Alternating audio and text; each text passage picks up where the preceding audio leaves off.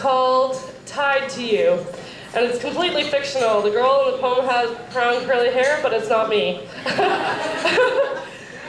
Okay, here it is. My mother sat me down and told me, "You need to learn to love the boys that pull your hair. They just don't know how to say I love you to the prettiest girl in class."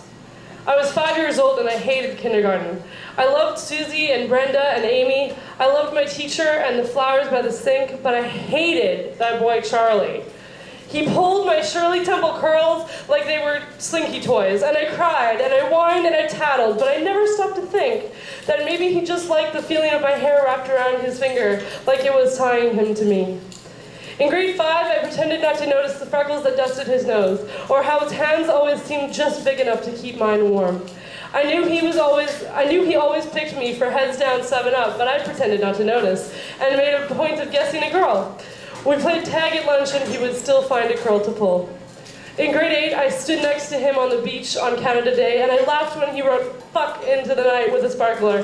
I pretended not to notice that he wrote "love" next to it, as if he knew that love was sometimes pointless.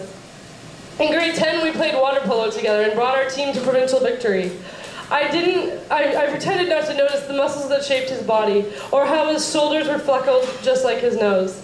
I sat in front of him in English class, but he never dared pull my hair.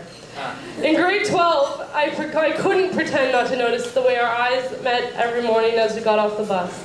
I noticed too much the way his smile was crooked even though his teeth were straight. He asked me to prom on Valentine's Day, and he wrote me a poem. "Roses are red, your hair is brown. I really like it curly, so please wear it down. Love, Charlie." And as we danced that night, he took one curl and gently wrapped it around his finger. "Now I'm tied to you," he said, and he smiled. And I knew he had figured out the right way to say "I love you" to the prettiest girl in class. Thank you.